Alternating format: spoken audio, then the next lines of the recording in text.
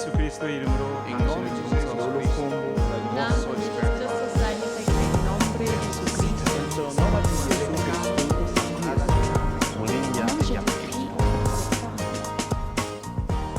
Consider, if you will, a stained glass window. In its entirety, it forms a complete image. But if you look more closely, each individual piece has intrinsic beauty, radiating light in its own way. Separately, the pieces are unique, but together, they become a new creation. That's much like the harmony of all the races and ethnic people who belong to the United Methodist Church. We are reflecting an image of God's kingdom. Within our denomination, there are 6 specific national ethnic plans: African American, Asian American, Hispanic Latino, Korean American, Native American, and Pacific Islander. 6 different communities defined by their particular culture, history, and religious experiences, all beautiful parts of the same body, honoring the diversity and authenticity within the United Methodist Church. Organizationally, these ministries are characterized as the National Plans for Racial Ethnic Ministries, which together mirror the progressive transformation of the entire United Methodist Church. In the early days of Methodism, the Book of Discipline reflected the diversity of America's melting pot. It was printed in the languages of a growing and diverse immigrant population. But over time, that changed. In 1968, the United Methodist Church was formed intentionally to be the church for all people, followers of Christ, rich in color, culture, and conviction. But it's been a struggle. 90% of our church is still mostly Anglo or white, and it is projected that in the next 30 years, we're talking 2042 here, that we will be a minority country. With less than 10% of U.S. members being non-white, how will the United Methodist Church more adequately reflect the nation's changing demographics? How will we become the church for all people? Without really pursuing young and new and diverse people, we don't have much strong future. Our mainline community is still slow to engage with this whole other racial, ethnic, language, or the national plans. They're a beautiful thing. This is where the United Methodist national plans fit in, encouraging diversity within mostly white congregations while developing communities of faith that address particular cultural nuances. It's in our diversity that we come together and build up the kind of community that I believe our Creator God wanted us to be.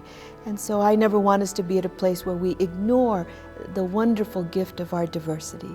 While United Methodists often speak of honoring diverse cultures, we have far too few blended congregations. We need to learn from this new generation who are living multi-ethnic lives and working on their identity as both rooted in where they come from, but also more than their particular ethnic heritage. The national plans endeavor to inspire this vision, while at the same time encourage the development of new faith communities that worship in their own native setting. Vậy chúng ta làm điều này với tất cả lòng biết ơn Chúa. We just doing in a different language, in a different culture, so we can draw them to the same house, to the same church, to the same God.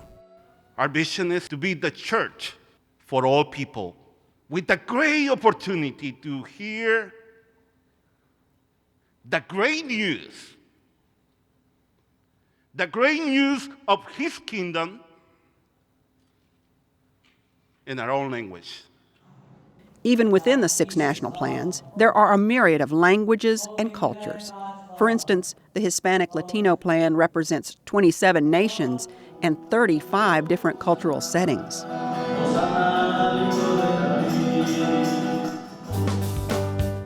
However, language is only one distinction. worship, music, even theological perspectives can vary among the unique ministries.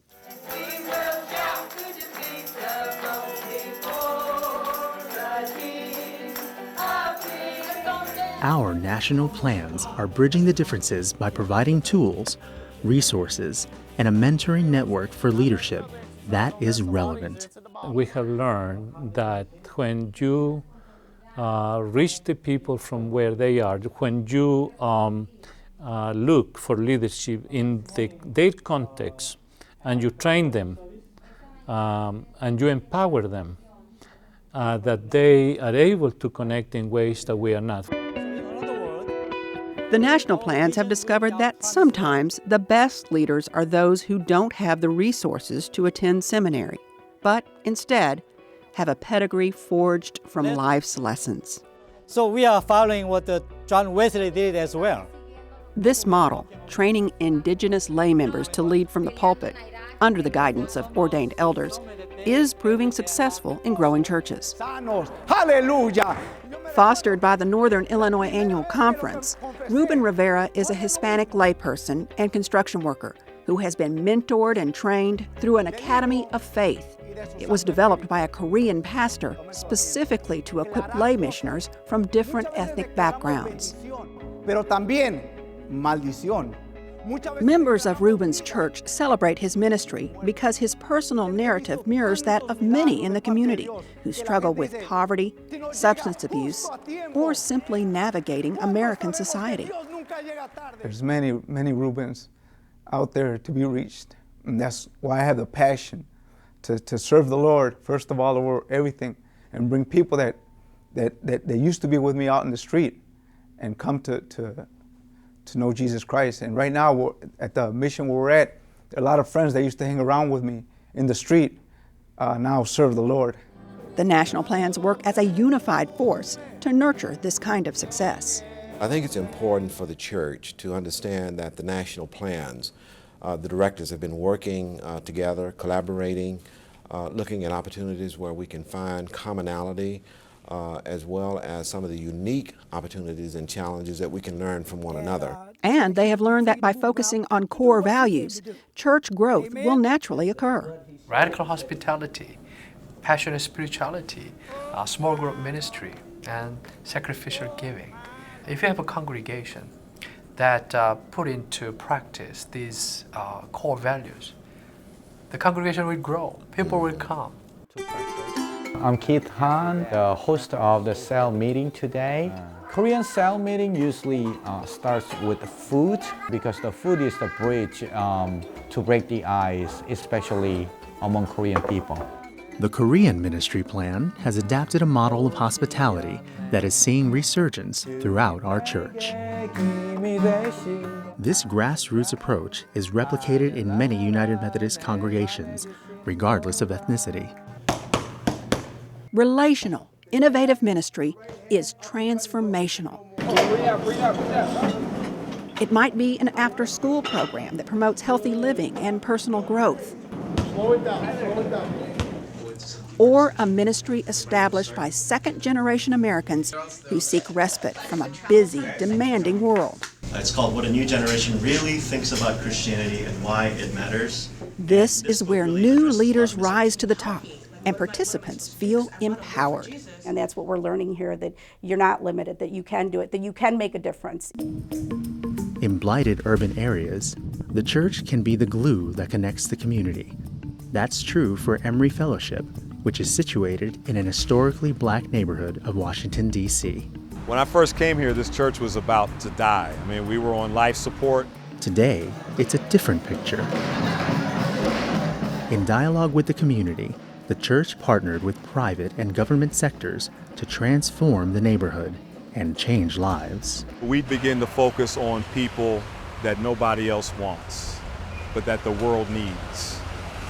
And pull people who have expertise together, who have giftedness, who recognize that giftedness, and really begin helping those who are the least, the last, and the lost to become whole. Strengthening the black church for the 21st century is one of our national plans that partner with African American congregations. which comprise about 6% of United Methodist churches. A pivotal focus of SBC 21 is prison ministry. Here in Atlanta, Cascade United Methodist Church has created a model program called Restoring Hope. We're here to walk with them, disciple them, to restore their hope, not only in God, but in themselves. There were a bunch of sisters holding me up, and I thank God that the ladies from Cascade were there for me.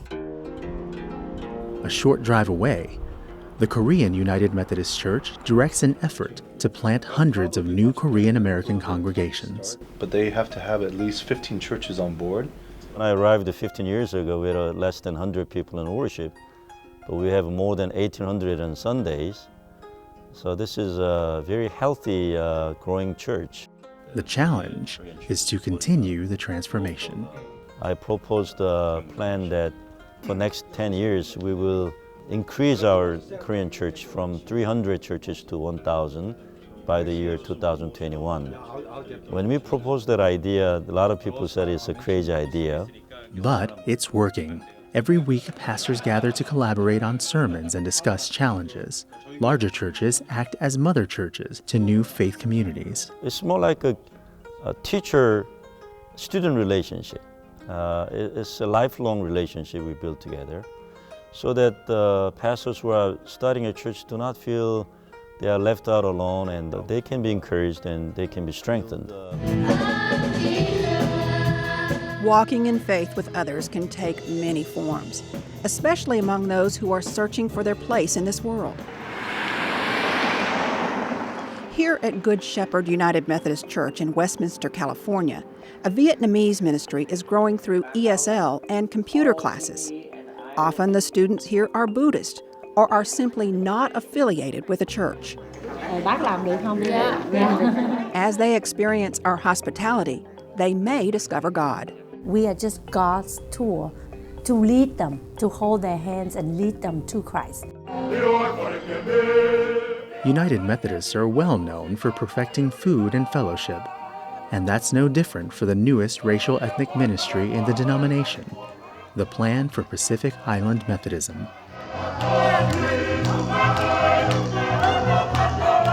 This feast at the Tongan United Methodist Church in Salt Lake City honors a Polynesian Methodist heritage. We are 81 congregations and fellowships and chartered churches. We have been among United Methodist Church for about 4 decades now, and have practiced in much the same way that we have done back in the islands. The national plans encourage innovative, effective ministry tailored to the nuances of the different racial ethnic communities, whether it's a native dance or a tribal prayer. And we are all richer for it. At Sacred Winds United Methodist Church in Lincoln, Nebraska, worship takes on an indigenous American rhythm. But over 1,000 miles away in North Carolina, worship blends tribal custom with good old-fashioned Southern preaching. Are you genuine when you're walking in the truth? And community outreach. We have to be more open and inclusive, but never lose our understanding of heritage, never lose our understanding of spirituality as it relates to Native American, and continue to incorporate our traditions in the lives of our churches so that we retain our integrity as Native Americans, our understanding of worship, our understanding of God. When people offer their own gifts and graces, the expression of God's beauty is enriched, and the whole church is blessed by it.